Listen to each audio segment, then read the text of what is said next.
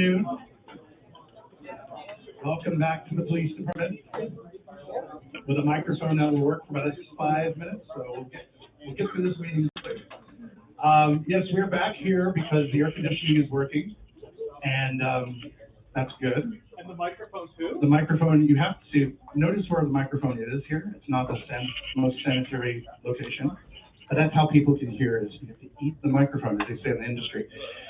So prepare with your wipes if you don't want to eat this microphone, but at least you can hear me better than usual. So welcome back, good audience today. We are not at Mizell because we're going to keep coming back. We enjoyed it there, but you know, these tables, we all use these tables, don't we? I mean, I can see they're full right now. So we needed to come back to a place where we could write and so forth. So I hope you're happy. We'll be here for the foreseeable, and hopefully the air conditioning will remain functional through summer. Please check in with Slido if you haven't already. If you're new, that's the QR code there. Helps us just track who's here, reps, alts, neighborhoods, and so forth. Ned's our data guy on that, and he's very helpful in cataloging that information so we know who's been here. I'm really not sure this is working. Is this really working? Yeah. Okay. Okay, good. I think standing in the middle also helps. I don't know why. All right. As always, the agenda kind of is fluid, particularly as I get from the front door to the front room, and things are added to it. So I'm going to ask for a motion to approve, knowing that there's a few extra bullets that have been added. So with that, if I could get a motion to approve the agenda for this meeting and the minutes of the previous meeting. Motion to approve. Paul, and second. All in favor? Aye. There's never a protest. Thank you so much. All right, opening remarks, which are going to be a whole number of things. In no particular order, Denise wanted me to, so Denise is getting an award tonight. I'm embarrassed, I don't know what it is, but it's a big deal. So hi Kathy. It's an award for the communications department, I think, and the way they manage the homage of the Fertility. Yeah. Right. Yeah. So it's an award for the communications department in the handling of the unfortunate incident of last May, right? Okay, well, we're happy that they're doing that. She wanted to remind you that we, Palm Springs night at the park, baseball, June 5th.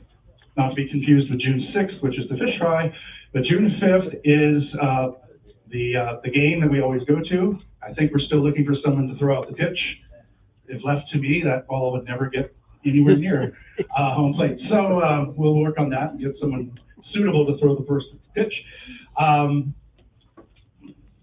such a raising your hand. Okay, in no particular order again, yes. Anyone here that's new tonight? I always like to recognize new people. Yes, what neighborhood are you from? Rimrock. Rimrock, welcome, thank you. Anyone else? Parade? Okay. Well, we appreciate you being here. Okay, as always, another. I'm sorry, I was doing the form. Are you saying new people? Yeah. Mario Benito, Talkwood Creek Health. Yes, I know you. Yeah, welcome. Thank you for coming. So the blade sign saga. It's not really a saga. They needed a little extra more time to print the blades, so I'm thinking. I think by the end of May, they will be all printed. There's like 180 of them. So that's just something to remember. It's quite a few. And some neighborhoods are more than others, don't judge. And that should be done soon. And then hopefully, if heat notwithstanding, the installer will start doing that through summer. And so let's just say by fall, you'll see all these late signs and you'll say, thank you, Measure J. So just want to keep you updated on that. Corrine has an update on neighborhood traffic calming for a few moments, so you'll give her a few moments of your time.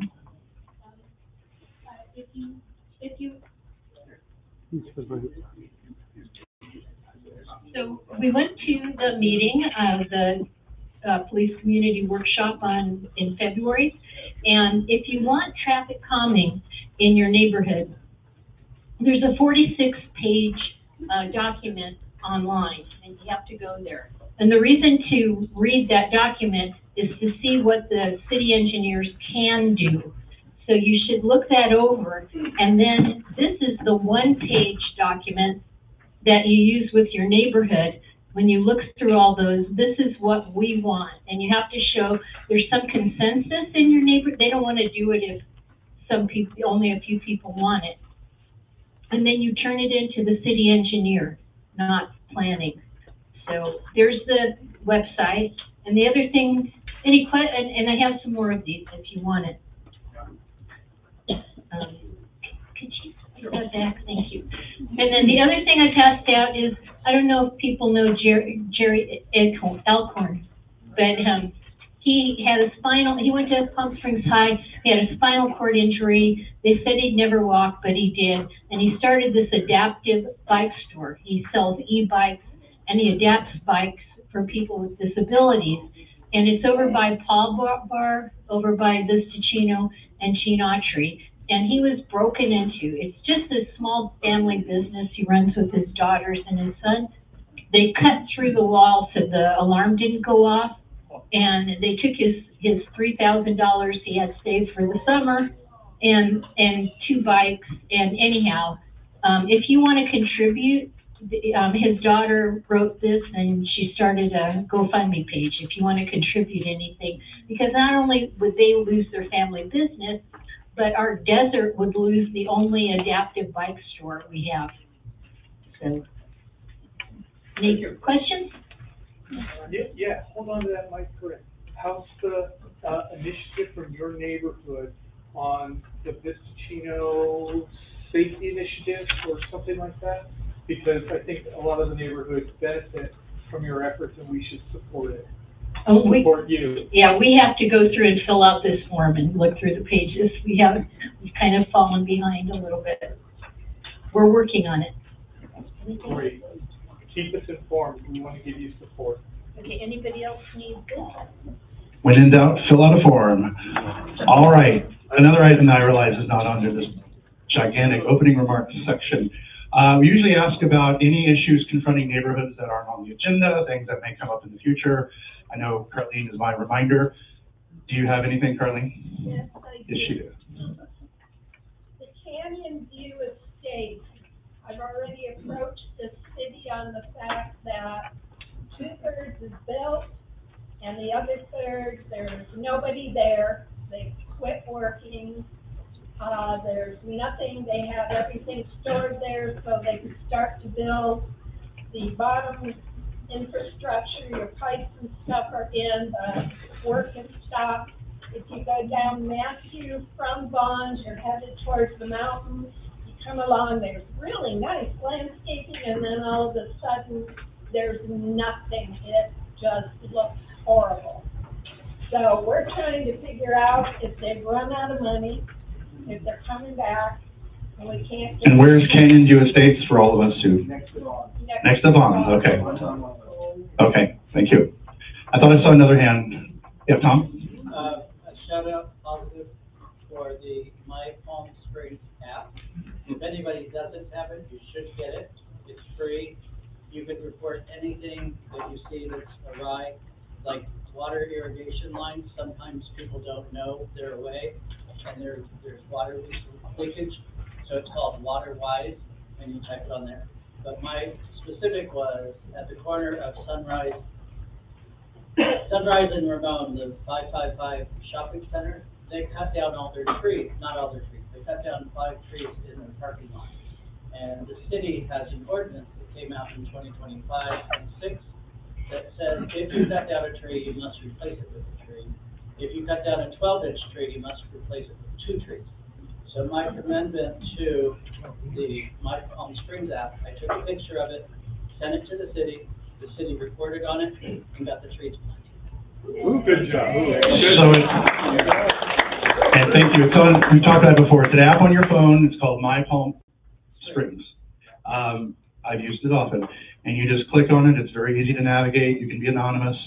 And I've seen things happen very quickly. So it's good to do that. And also, it's safe. So you take a picture of it, it will global GPS the address. You don't confront the homeowner or the property owner or anything like that. It takes the picture, you send a little text, and it just goes off to the city, and the city takes care of all of it. Yep. Great. Thanks for bringing it back up. Paul? Yep. Some of you are already aware of this, and if anyone else is interested there's a wonderful project coming in October of 26th by Blue Zones, and they are sponsoring what's called a pop-up dog park. But it's a temporary dog park, and it's going to go into Victoria Park.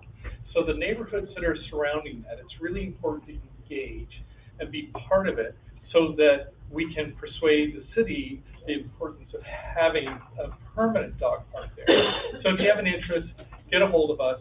I won't put the guy on the spot, but there's a wonderful landscape architect who's working on it, and he's sitting in this room right now, so I'm not gonna look at him or going to bother anything, but we're really thrilled that he's part of this. And I think it could be really terrific, so please support it. And I will hang out, I'm Mario. He's the architect. So especially, I have this written down, if you're part of the Racket Club Estate, Kinston North Bay, Racket Club West, Sunrise Palms, or Upper West Side, or any other community member who's interested, I brought my business card, so please come and say hi, and we'd love to connect and start the process of getting as much community feedback as we can for a permanent and a temporary dog park. And part of what Blue Zones has hired me and my colleagues to do is not only, help install or design this temporary dog park, but we'll also provide the park department a document of all the feedback that we've received from the community, so that will hopefully inform a permanent. Thank you. Thank you. Any other pressing issues? This is good, we've got quite a few tonight. All right, we will save the rest for later. Candidates forum, that is actually on the agenda. There was a two-date choice, and we're settling on the 28th of September. And I want to thank Tim for his leadership in that. It will be at the Plaza Theater, I believe, which is a nice treat. The candidates for consideration are districts 1, 2, and 3. And one of them said, well, if we're running unopposed, do we still need to do this? And I said yes, because maybe we get to hear what your platform is. Anyway, no names. They're meeting right now across the street. So we will have candidates from districts 1, 2, and 3. And the best for last, if you want to call it the best, is a hot topic involving the direct elect mayor issue, which a lot of people have thoughts, feelings, and issues about. So that will be on that forum as well. So if you don't want to hear 1, 2, and 3, you want to hear the other. So it's going to be a great event. It usually is about an hour and a half, I think. 2 hours. Oh, 2 hours. Also, Mark from the Palm Springs Post. Mark Talkington, normally sitting over here, will be the moderator like he's done before. So that's really good. I saw a hand. Yes, Dan. Is that on Monday? Yes. It's on a Monday. What time? 4:30 doors open, 5 o'clock to 7 o'clock the event. Which Monday is it? Monday the 28th. 28th of September. And the theater seats, what, 700? 700. Okay, we'll it be will there. Dark, because there's nothing planned in the theater. So. Perfect. Thanks, it's early morning. So we will pack the house, as they say. All right, so that would be good. Something to look forward to. We get back from summer. I'm going to skip over one item here and add 2 more. Ned has an update on our neighborhoods of distinction.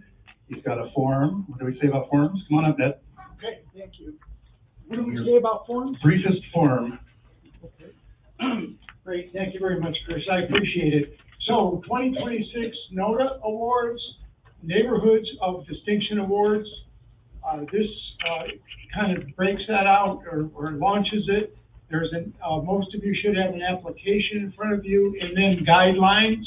And the guidelines, for what it's worth, many of them are just codifying what we did last year.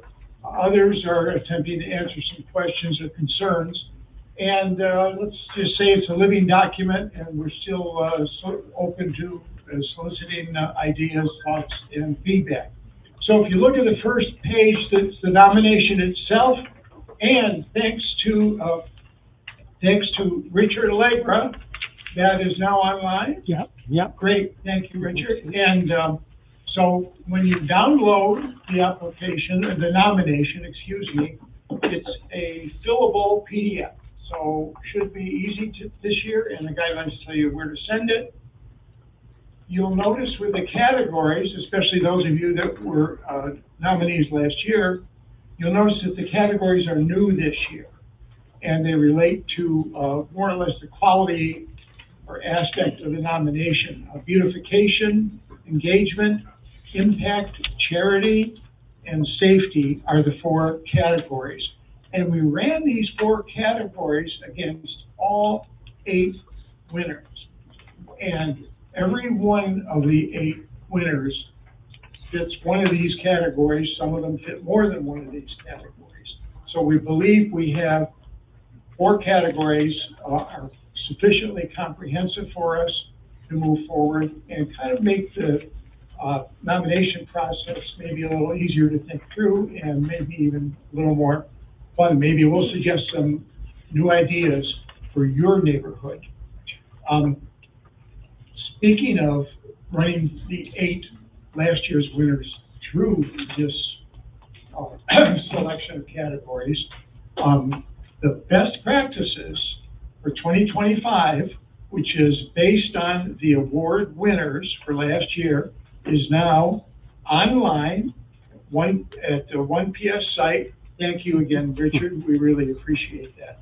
So you can download that, you can read it, you can print it, and it makes a little booklet, and it will tell you what each award was for, who nominated it, their email address, and their other contact information. So you can actually, if you have a question, you can reach out. There's a page on that that says, is this your challenge? Is this what you want to know more about? And then it will tell you exactly what page to go to and what to do. So I hope, we all hope that that will be helpful as we move on and year after year have this booklet ready. Guidelines were never printed and distributed last year. It was the first time and we learned a lot. Just a couple of highlights. Each category, if you're wondering, well, I wonder if this is a beautification, or I wonder if this is engagement. So in the guidelines, we talk quite a bit about the details of each category. It should be helpful to you. And in beautification, we mentioned in addition to visual impact, the selection committee, that's the 1PS board, may consider other factors such as sustainability, low maintenance costs, added shade, positive spillover effects in other neighboring areas, and several other things. So you get the idea that we don't want to make these categories limiting. We want to make them inclusive, and we want them to spur your ideas. We also have a section called eligibility, and I must point out 3 things here quickly. Nominations are due November 10th, okay? Second thing, this is important because it's codifying the change that we made last year, which is that nominated events, achievements, accomplishments are permitted for the current year or for prior years. We're calling those historic nominations. So if your neighborhood, we don't want to just skip over the last 20 years and say, well, so what? Let's just start honoring what neighborhoods did today. And you saw in the 2025 awards, several neighborhoods mentioned things that were done in prior years. So we're just making it official that that is permitted last year, so long as it wasn't something that was, well, anyway. So, and the last thing is that the neighborhood can be nominated for multiple achievements. So you can have multiple nominations, but you can only win 1 nomination. All categories allow for a group, a committee, a NORD, a board of directors, an individual, or a business to be nominated, but they must be nominated by the NORD. And finally, the judging process is done by the 1PS board of directors. Any questions? It's on the website, right? It is on the website. Thank you to Richard. Okay, good. It was such a great event last year. And remind us of the date? November 10th at the Pavilion. Oh, cool. Expanding. That's nominations. What about the event? December, right? December, I'm sorry. It's all right. December 8th. December At the 8th Pavilion. at the Pavilion. You won't be there on November 10th. No. Okay. We won't. All right, thank you very much for that. And another last minute bullet. So it's our board, opens up nominations in September. Why am I talking about it now? A lot of the city boards and commissions, kind of a hint, encourage you to go attend a meeting or two if you want to be on a board or commission. Maybe you kind of know what's going on. So this is our way of just saying, if you have any interest in being on the board for 1PS, you are always welcome. Everybody's welcome to come to the meetings. They're open, whether you apply to be on the board or not. But just dropping the note that, you know, we've had a few visitors already. I see Sue right now. And you're always welcome to come. So I'll just leave it at that. But that way you get to know better about who we are, what we do, how sausage is made, and other things. So just dropping that out there. Nominations will open in September, so you have plenty of time. Chris, remind them of the. Yeah, that's a good idea. It's the first Monday of the month, City Hall, a large conference room from 2 to 3:30. So across the street. It's also posted on the 1PS website. It is posted everywhere, absolutely. All right, now, last but not least in this massive category, budget. See, all these things we have to do, we have to think ahead because they don't just happen the day before. So the 2026-27 budget actually has to be approved at our June meeting. Why? Because July is the new fiscal year, the new budget year. So in order to vote on it next month, we have to give it to you today. So instead of wasting a lot of paper, which we could have done, but we're going to have it on the website. So Richard will have that on the website later today. But it is the proposed budget for the new year. So you have the next 30 days to read it, do what you wish. And then at the next meeting of 1PS, we'll have discussion, conversation, and then we'll vote on it. So we have to back steps up so that we can get all these things done on the right date. So any questions, you can always reach out, but that's the process. And let her go. All right. It appears I'm doing a lot of talking tonight because our council could not be here. They had more important things to discuss at City Hall. So we're going to have what I predict to be the shortest city leadership report in 1PS history. You can thank me later. And I'm going to stand here because I have to read this. And the mayor promised me that this is a consolidated report of our, can you hear me? Yeah, I can't hear myself. City manager, Mayor Soto, and Councilmember Bernstein all agreed to this report. So, are you ready? That's just the only way I can do this. So, no photos, please. All right, it looks like a number of items are on the agenda tonight, and that meeting has not convened yet, so I guess we can all run over there real quick if we want. So I'm going to paraphrase, so it'll be even shorter. There is an item called the South Palm Canyon Pedestrian and Cycle Safety. That's the item. It looks like it's improving the conditions for bike lanes and pedestrian safety. South Palm Canyon, East Palm Canyon, all the way to Encanto. It's $3.6 million. It's a lot of money, Measure J. And so it's a project that the council is voting on deliberating tonight. So that's about all I have to tell you on that. Another item is on-call traffic management support services. This is, I guess, it's 311 is the number. And there's a contract that needs to be considered and renewed, and that will be on the agenda as well. This is really exciting. Here's one, Victoria Park bathroom replacement. I mean, we need to have our park bathrooms fresh and replaced.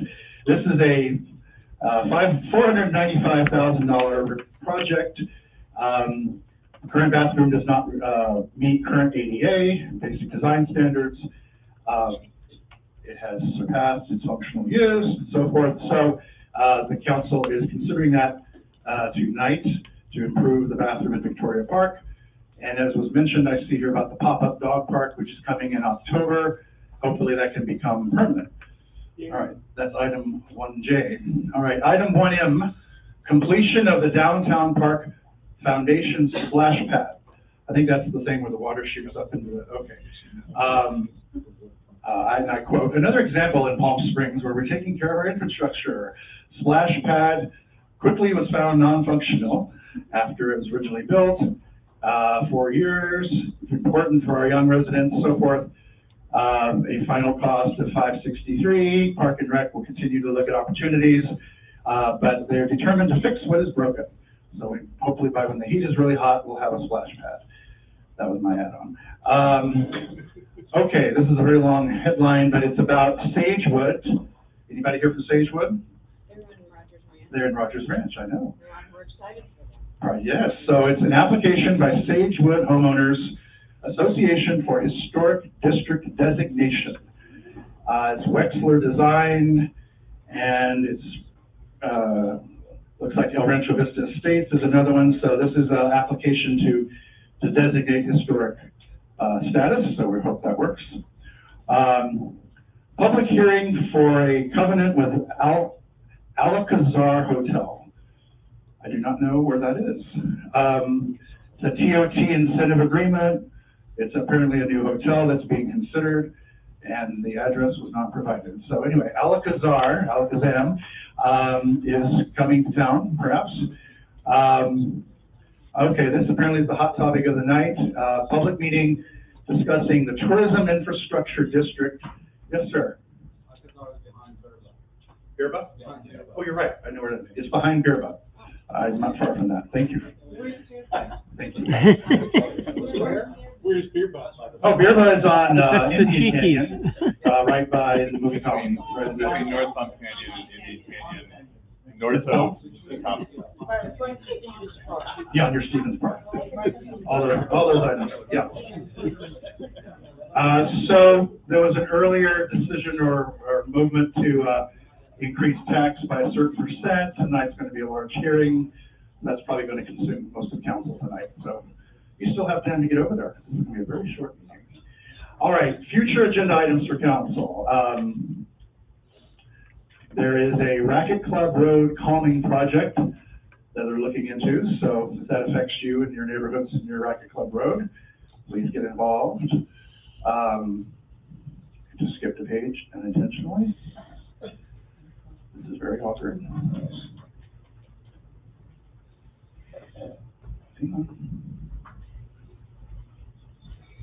Okay, it all disappeared. I told you it's a short report. Nice report, Chris. Yeah, thanks. No, hang on, there's more. User error as always here. Third quarter budget update. They're doing budgets just like we are. The discussion on the Tribal Fulfillment Center, I think that's what we call the big warehouse at the north end. That's been moved to the fall to allow further work, is the direct quote. Other notes, there will be a meeting in July, then council is dark until the end of August. So usually it's the month of August, but it looks like it's kind of straddling July and August. Convention center renovation continues to go on, and they've asked to speak to us next month in June. So if you like that idea, I'll ask them to come back. And actually that's, I'm not going to segue now, but there's something I want to talk about the convention center that's exciting. Highway 111, work will begin at night. I guess if you know where that is, then you know where it is, but there'll be night work going on 111. I think it's East Palm Canyon, Gene Autry, is that right? Pardon? Gene Autry Trail. Gene Autry Trail. Between Vistachino and Ramon. Okay, so that's going to begin soon. Pardon? Okay. Mini grants and sponsor program. Okay, so local nonprofits and organizations can apply for a grant of some sort. I know we've done that in, I think other neighborhoods are doing that. Anyway, the deadline for that is May 31st. It says go to Engage Palm Springs for more information, but that sounds like an interesting pot of gold that I don't think many of us know about or take advantage of. Thursday is the esteemed Harvey Milk Breakfast. It's usually an extraordinarily popular event. It's this Thursday at 8:30, 1,200 people, Convention Center. It's a big deal. So I don't think 1PS is a table, but some of the neighbors are going, so that's a great event put on by Palm Springs Pride. Something says Ride of Silence. I don't have a date. It says 6 to 8 p.m. in Ruth Hardy Park. Pardon? May 20th, okay. May 20th at 6:30. Thank you. You can blame the mayor. Who knows? Forever Maryland, we're going to get an update on that in a moment. So that's May 28th and 30th. And I won't steal the thunder because we have a guest who's going to talk about that. But that sounds like a fun thing. It'd be the world's record for the most Marylands in town. But Max, you can tell us more about that. I mentioned the 1PS night at the Power Game. That's June 5th. Danny, you would know, what year is this fish fry? 93rd. 93rd. A lot. Well, it's almost 100 years old. Yeah, it's almost as old as most of us. It's older than the city of Palm Springs, because the fire department, I guess, is older than the city of Palm Springs. Figure that one out. If you've not been, it's the best fish in town, and I love it. So, in fact, 1PS is a sponsor, so please come and show your support. But it's a great evening in the park. It's usually warm, but that's okay. It's in the shade. 92nd annual. So that's June 6th. I think it's a Saturday. Choose your first Saturday. Yeah, Lisa? Is there a flyer? There's a flyer, and I don't see it. Engage has everything. Okay. Ruth Hardy Park, yeah. It's just like an all-American picnic. It's great. Not to be confused with our picnic. All right, almost finished here. It's called EXO Palm Springs. It's a citywide arts and culture celebration, June 11 to 22. A lot of text here, but it's, I know Councilmember Bernstein is promoting it, but it's music, arts, culture. It's definitely something to do in June. But it looks like it's going to be fun. And again, Engage has everything you need. So go there. And also another Bernstein classic is PS Next. This is about new technology, June 22nd, 23rd, how to use AI, how not to, so forth. So it's a whole tech-forward program. So that's to keep us busy in June when we're not busy. So, all right. I don't know how many minutes that was, but that is the report for. Is that also on Engage Palm Springs? Everything's on Engage. Yeah, yeah. So that concludes city manager, mayor, and Councilmember Bernstein. And now it's time for Q&A, right?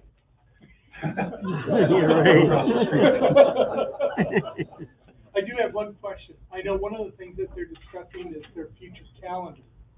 Considering they couldn't be here this evening, when they do codify their future city council calendar, will we be coordinating our schedule so that we'll still be able to have representatives? Cadences will continue as they had. This was a one-off. Oh, okay, great. Thank you. Yeah, in defense of our organization, which I guess it's good that I do, we're the third Tuesday, no, we're not, just testing, huh? We're the second Tuesday of every month, wherever the location may be. So if we move to a Mizell or we move wherever, I don't want to change the date because you've all got this figured out. So if council or anybody else wants to throw a meeting on their calendar on that night, well, we're going to meet anyway. So we missed them terribly, but we're still here. So we will always be the second Tuesday, at least until the board decides otherwise. So, all right. And we'll one off. Okay, now we get to our other city department reports. Get you out by 5:30. No, and we'll go with police. And I see Captain Kane is back.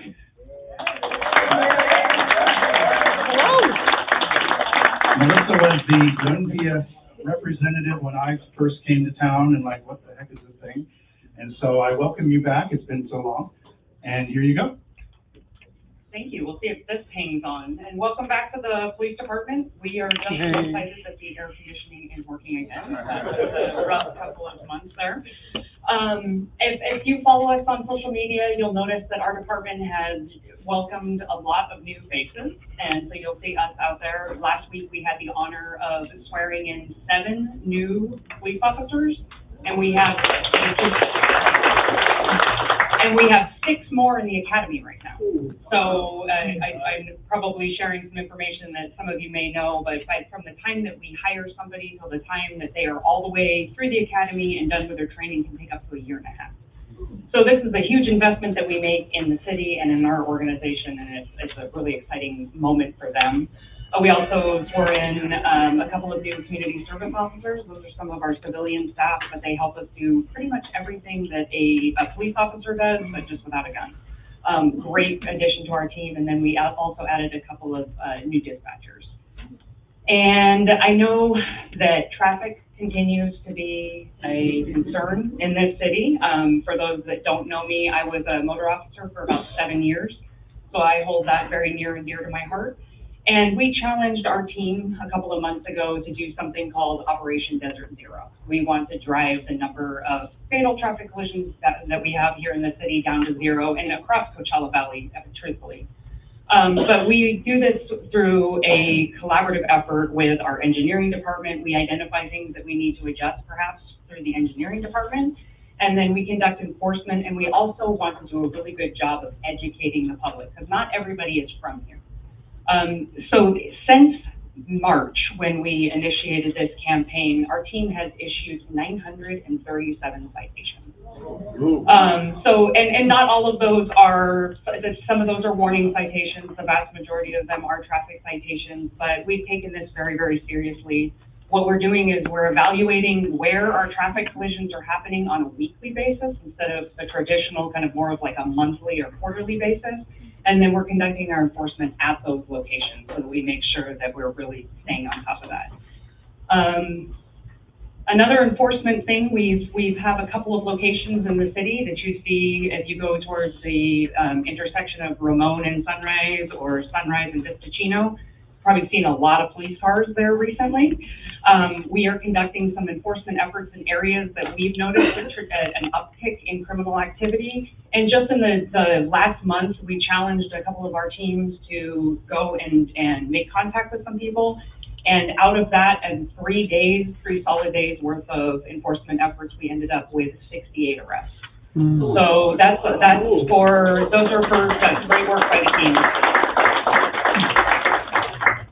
And the vast majority of those are related to drugs, thefts, and a lot of warrants for the same. So but we're out there making contact with people and taking people into custody when it's appropriate. And then last but not least for me, and then I'm sure we'll have questions, but our real-time intelligence center is up and running. We have expanded the hours that we have that available to our team, and we're now operational 5 days a week from 6:30 in the morning until 9 o'clock at night. And that has proven to be an invaluable resource for us. We can give you countless examples of things, but just recently this week, we had somebody that reported their vehicle stolen, and the drone found the vehicle within 5 minutes of it being reported stolen. And we didn't have officers in the area right then, but it had stopped moving. Somebody had gotten out of the car, and we were able to return that car to the person within a half an hour. So just another example of what a great resource.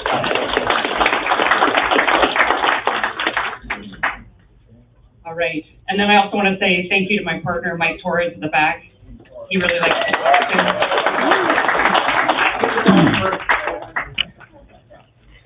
So that's it for the police department, unless anybody has any questions. Yes, sir? Quick question about traffic. So it just seems like running with red lights is getting more and more brazen. Can you talk about your thoughts on that? Yeah, that goes, a lot of that goes to the education piece and I think enforcement, right? We want to let people know that is a primary cause of our collisions here in the city. That's one of the primary causes of our collisions. We've adopted a couple of creative methods to do that. One of them is using the drone itself. So we can put the drone in the air and it can hover directly over that intersection. We're able to see the color of the light, and then we can position our officers in a place where they can then stop the car that ran the red light. It's an investment on our part because not everybody, even though it appears like it, sometimes not everybody runs the red light.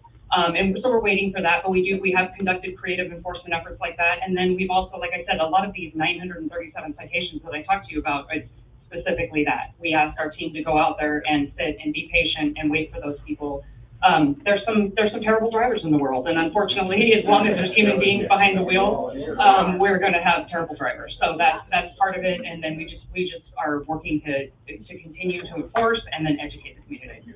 Yes. Just wanted you to say the name of the tech support center, what's it called? Oh, it is the Coachella Valley Real-Time Intelligence Center. So you'll hear it referred to as CD Arctic, and that's the Real-Time Intelligence Center. Yes, Glenn? Of those citations, we could, any information that goes to locals versus people from out of the area.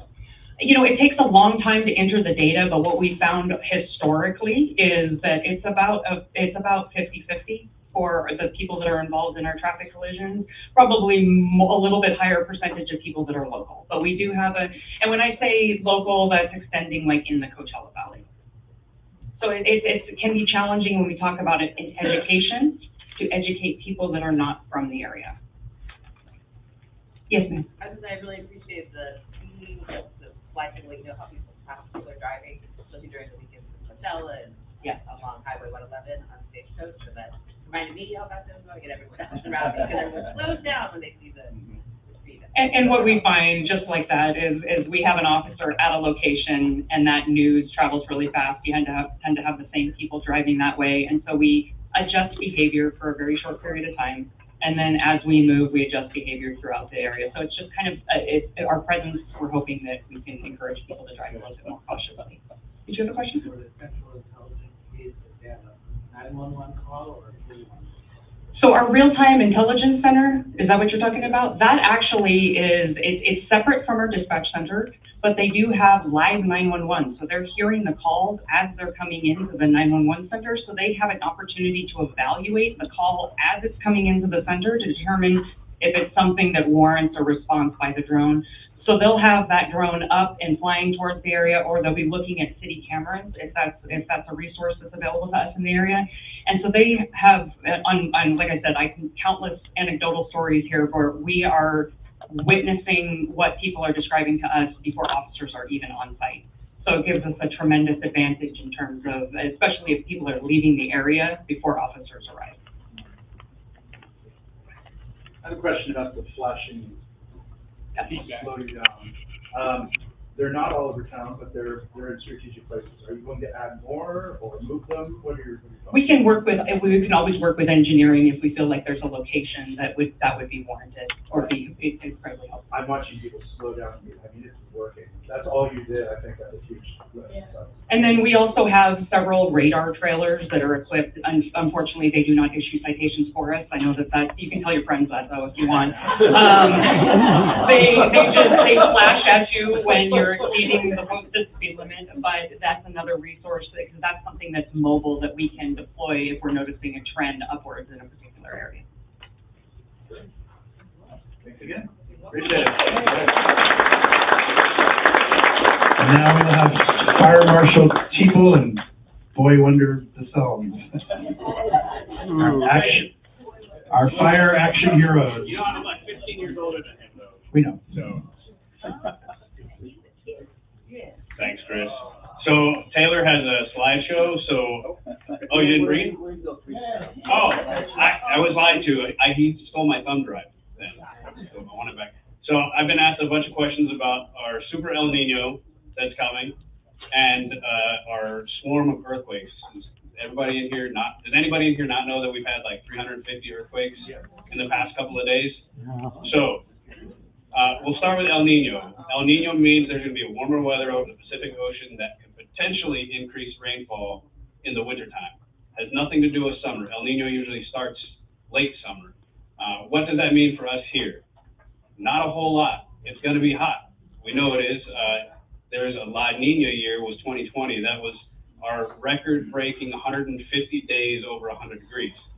So El Nino and La Nina may or may not mean anything here in Palm Springs and Coachella Valley. It could, but we have absolutely no idea what it's going to look like until that precipitation starts to build.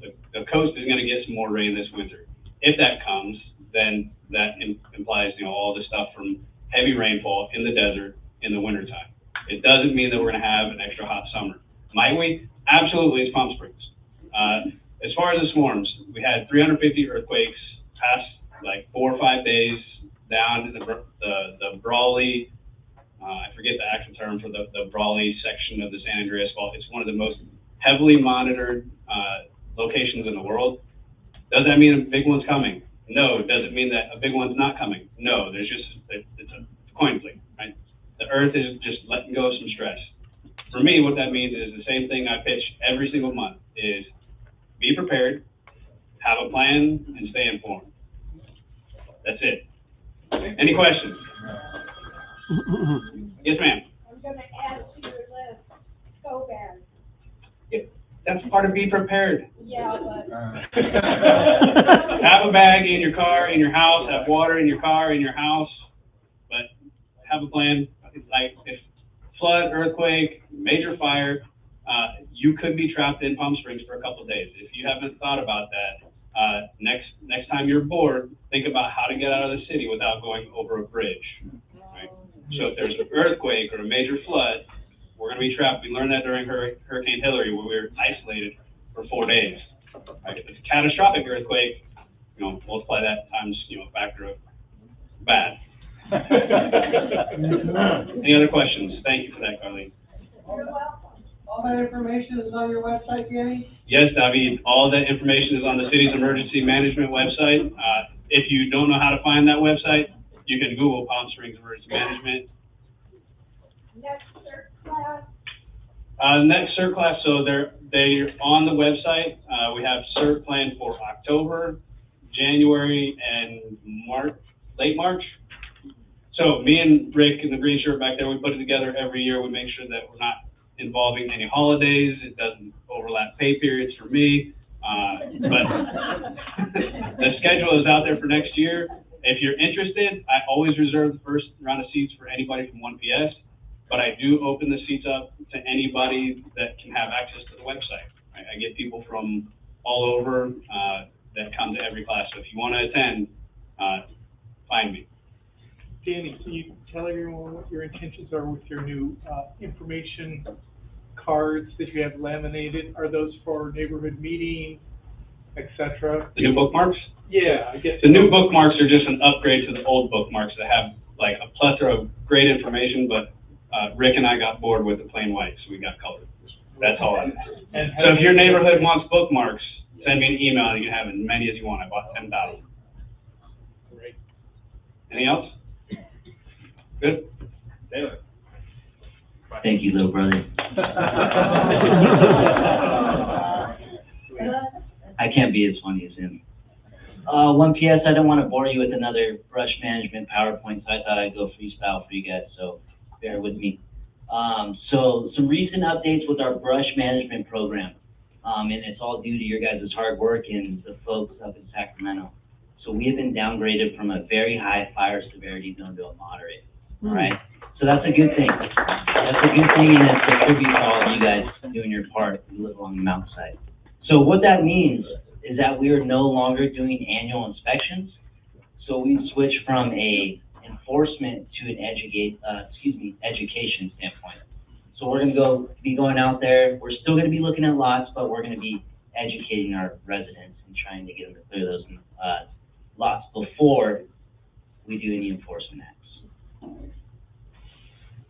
So here's what we're going to continue to do. Like I just said, we're going to still go out and do inspections, right? We're going to lay off the enforcement and just do pure education. So, hey, this is how you cut your tree. This is how you keep vegetation away from your house at 100 feet, things of that nature, right? So from there, we will also manage our brush crews that are clearing city lots, because again, like I always preach to you guys when I'm here, we can't ask you guys to clear your guys' home lots if we can't clear our city's lots, right? Fair enough? So we're going to continue to do that. So what you can do, again, like I said, keep your lots clear. Keep all the dead vegetation away from your houses, right? Limb up your trees, keep them off the roof. Break those leaves if you have any in this desert, and continue to be a good neighbor. If you see something, say something. Report to the fire department. We're here for you.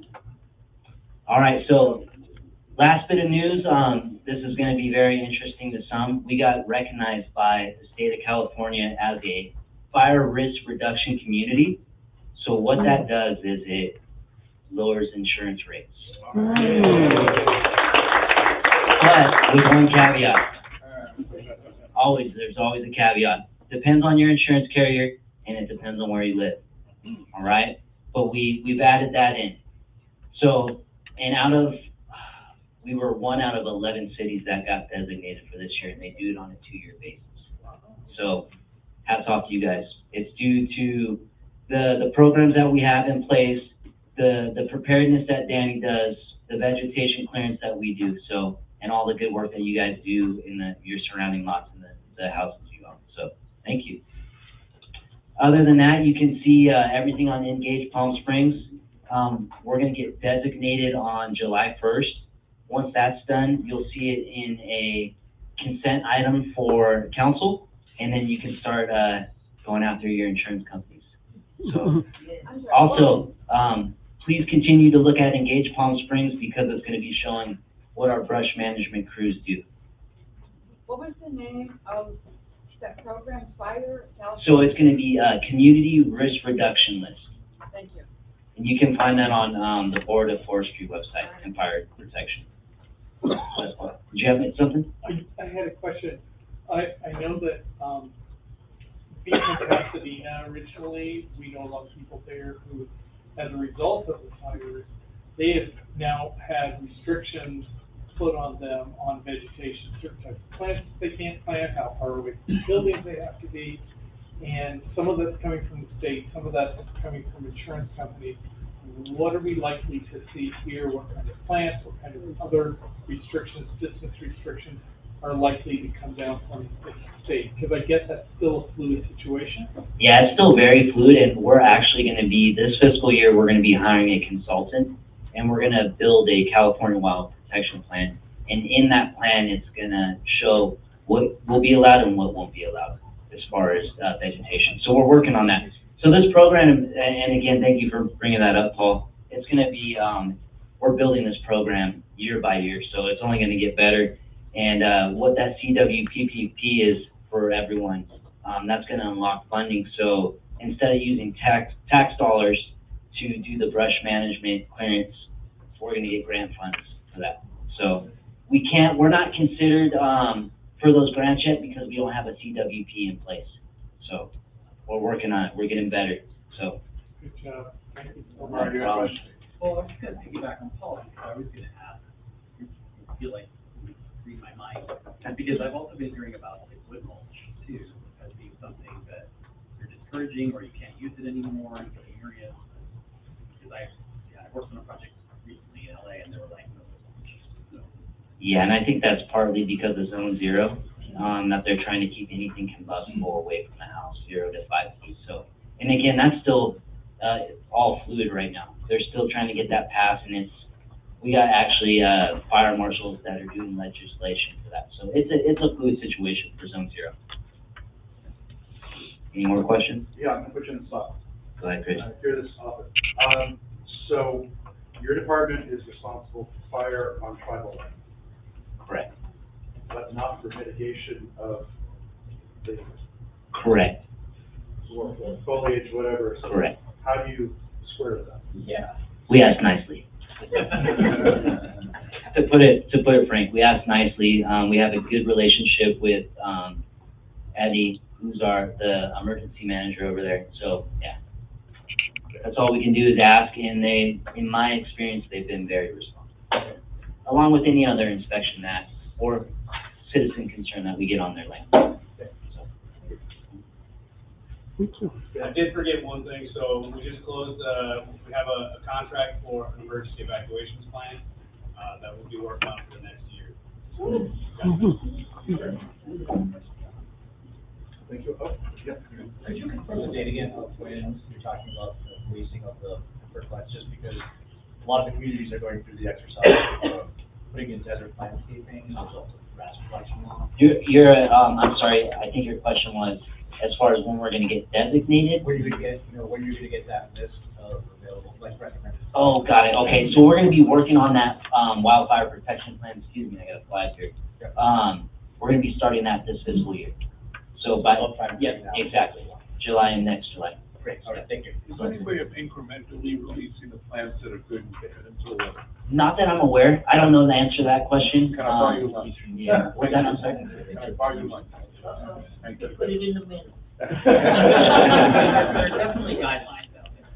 Yeah, there are guidelines, yeah, but at this time, we're not, picking what plants you shouldn't have and what ones you shouldn't, so. When you look at the LA, Pasadena, Pacific Palisades, the restrictions they're having, are you able to extrapolate from that, if this is what's likely coming our way because this is what's happened there? I don't like to speculate.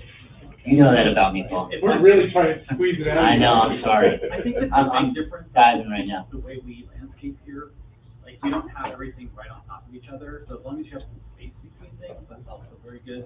The problem with, like, LA is that everything is just, especially even the native vegetation, it's just one on top of itself, and it's very resinous and has oils in it. You're gonna have a lot of homes. Yeah.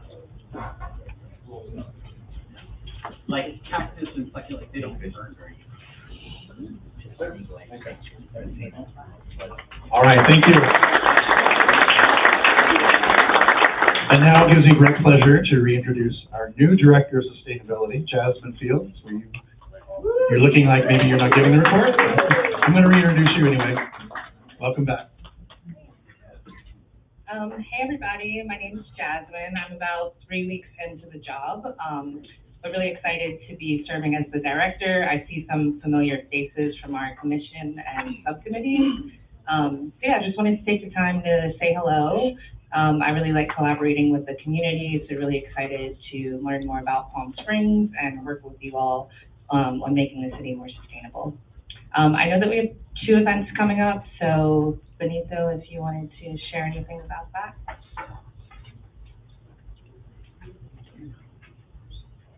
So we will touch bases on Rite of Silence. So just reminding you guys again, Rite of Silence is happening on the 20th at Ruth Hardy Park. And then we have the Fix It Fair coming back. That'll be at the Mizell Center. There's flyers in the back for you. This is to save the date. Once registration opens up in about a week, you'll be able to sign up or reach us here at Sustainability to have something fixed for you. Ben & Jerry's will be sponsoring, so they'll be giving out free ice cream while you wait. So please, let me know if you guys have any questions. Send me an email. Yeah. Benito, can you tell us the purpose of the Rite of Silence? Is it a fundraiser? What's it all about? I can give you what they gave me. So here on the flyer, we have to get ready for the Rite of Silence. So we gather around the parking lot of Ruth Hardy. It's for honoring cyclists injured or killed and raising awareness for cycling safety. Thank you. And we have a lot of speakers, so please join us. Yes. Quick question, when is the next shredding event? I don't know the date off the top of my head, but it is in October. So one thing to keep in mind for the future is every shredding event will be January, April, and October to keep it very consistent for you guys. Any other questions? Yep. Thank you. Sochi Desert Water.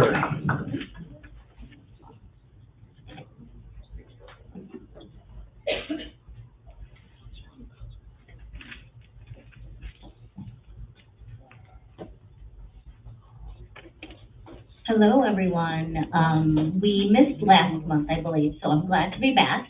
And a really short update, I just wanted to let everyone know that we have a new website. It's the same URL, dwa.org, but it's been updated, it's been refreshed.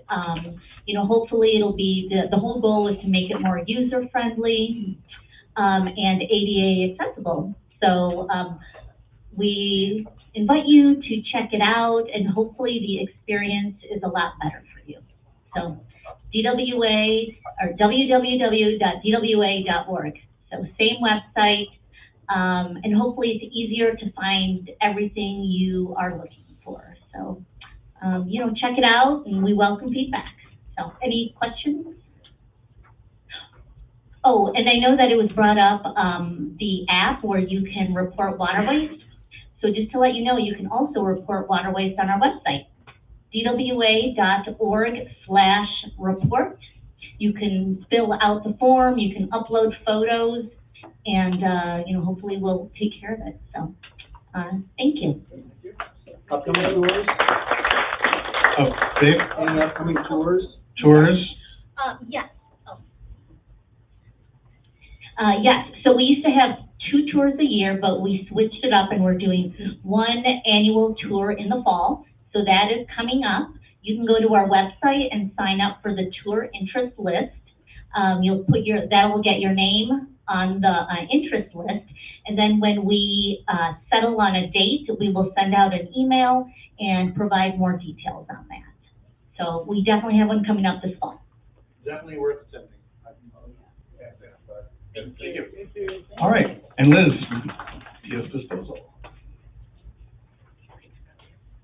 Hi, everyone.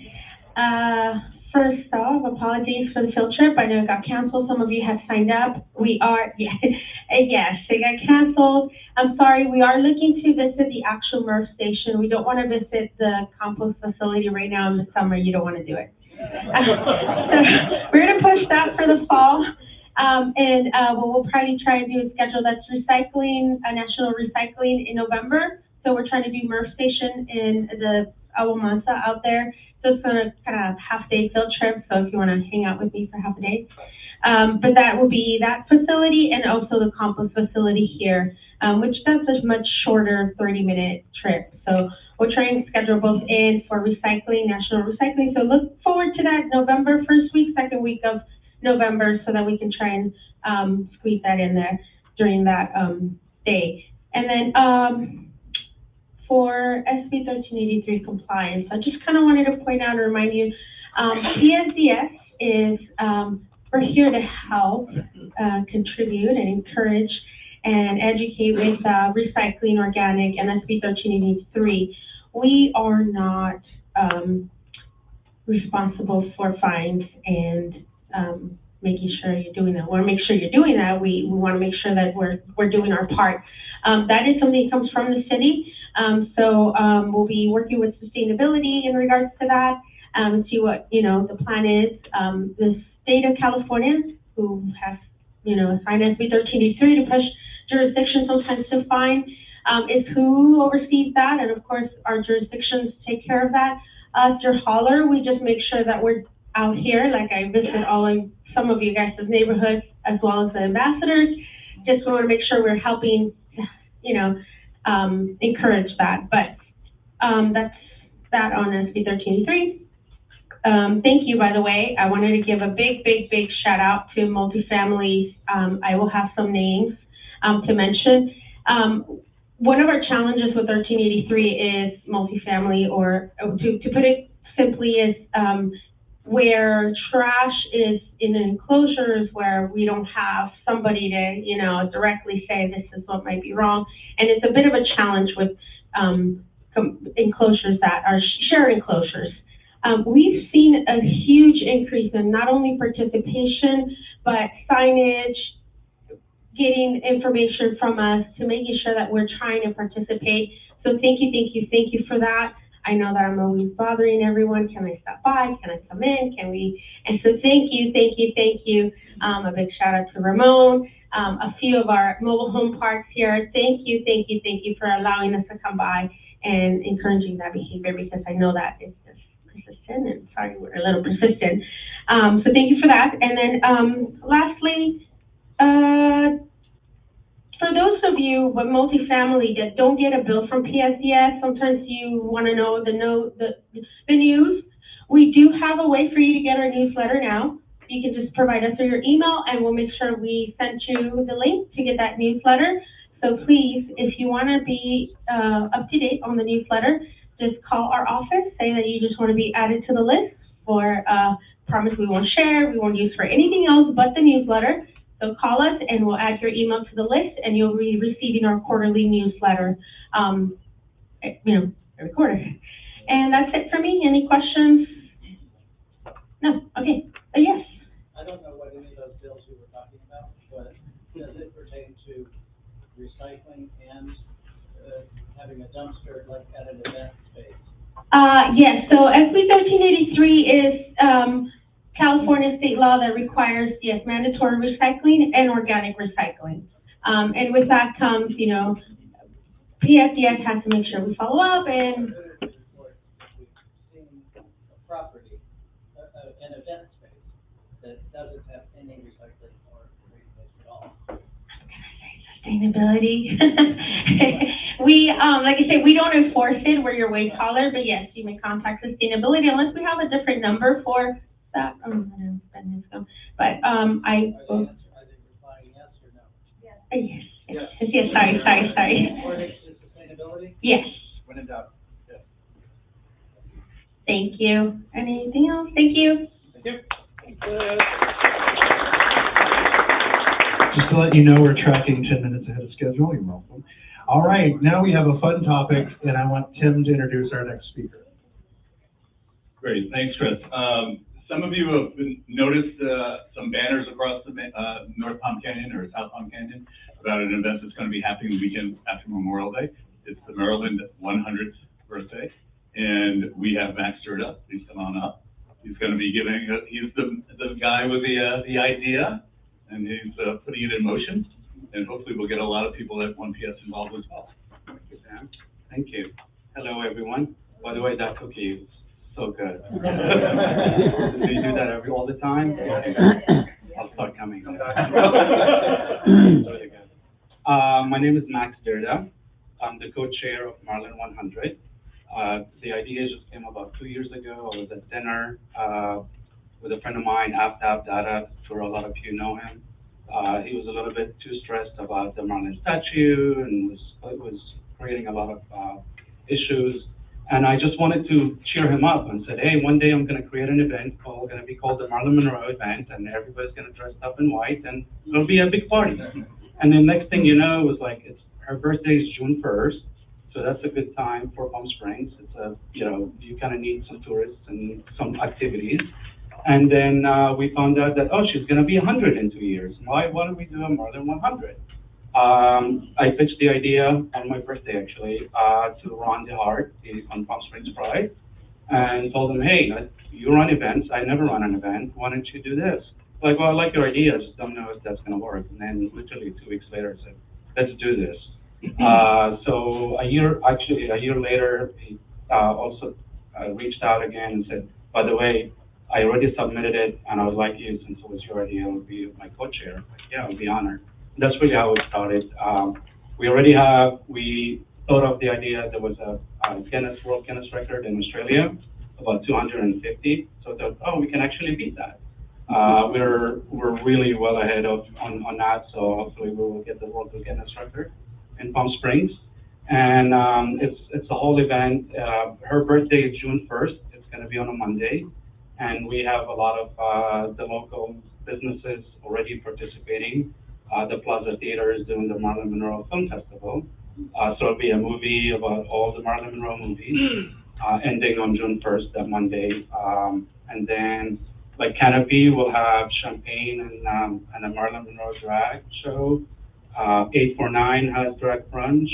Street Bar has a contest of whoever has the best dressed will, I guess, drinks or something. Really a lot of our local businesses and communities are embracing this event. So we really are happy about that. And so yes, so there'll be an icon. So you would register at Palm Springs Pride, pspride.org, and with the registration, you will get the kit that will include the dress, the wig, the martini glass, and a bunch of other things, which will be amazing.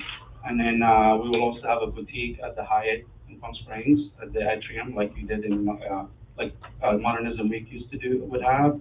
And there'll be some activations. There'll be a Hollywood celebrity stylist, actually. His name is Ted Gibson. Will be there. There will be wig masters. You can buy some bows and other things to you know, it just kept getting better and better, and just, you know, it really was just from one small idea and just kept going on. How much? I'm so really excited. Sydney? How much is it? The registration is $75, so really it covers the dress, the wig, and all of that. You don't even have to buy that. And the reason we did that, because in order to get the World Guinness record, everybody has to be dressed the same, so we kind of had to, everybody had to look the same. So that's what we applied. Max, when will that event be? What's That will that? go for the record? So yes, the main event will be the Saturday, I think May 30th, the Saturday at 4 p.m. But there'll be activation, so for example, the boutique will start Thursday through Saturday. So you can go on Thursday, pick up your kit, try it on, and you can exchange for a different size or anything. But really, so it'll be Thursday, Friday, Saturday. Saturday is the big event. That's when at 4 p.m. by the Marilyn Monroe statue. That's when everybody will get together. It'll be a block party. There'll be a stage, and but really the rest of the city, like for example, the Plaza Theater will have a movie on Monday, which is her birthday, and a bunch of others will also have things on Monday, Sunday, Saturday, Friday. So you're encouraging groups to get together? Yeah. We have groups. 1PS? 1PS, a group. You can all meet together. You can call yourself 1PS, and when you go to the website and register, there will be a drop down. Hey, you can have a 1PS group, and all of you can do that. Greater Visit Palm Springs have their own group called the Greater Visit Palm Springs. The Friends of Andy Mills and Kathy will have their own groups as well. So it's like the biggest celebrity in Palm Springs. So yes. They did. Two things. One is at the boutique, you'll also be able to, on Friday or either Saturday, get your hair cut out, not cut out. You'll have the wigs doing that, there'll be people doing nails, it's gonna be a great time. Starting down there over at Maryland at 4 o'clock, 4:30, before to prep for the big picture that they're gonna do, they're gonna get the drone out there. And you can do a team. I know I run the Business Association, the LGBT Chamber. We have our team, and I will tell you now that if 1PS can get a team in the next 2 weeks, and you can get 20 people, Chris will be dressed in, and I'll take pictures and send it to all of you. So I'll do it with you, Chris. I'm already doing it, so you can do it with me. I'm a witness. I'll witness that. I'll take a picture. I'll take pictures. I have no idea what you said. He basically has a dress and a wig for you. It's ready. Any questions? Is there what's the website? PS Pride. Just a PS Pride, okay. Yes, yeah. Is there any prize or competition for anything? I think Street Bar may have a competition and others. This is really just to kind of break the World Guinness record and bring everybody in. So the one in Australia was 254. We believe we can reach 1,000. So yeah, please sign up. Fundraiser for Palm Springs Pride. And all the funding will benefit Palm Springs Pride as well. Yes. Yeah, thank you.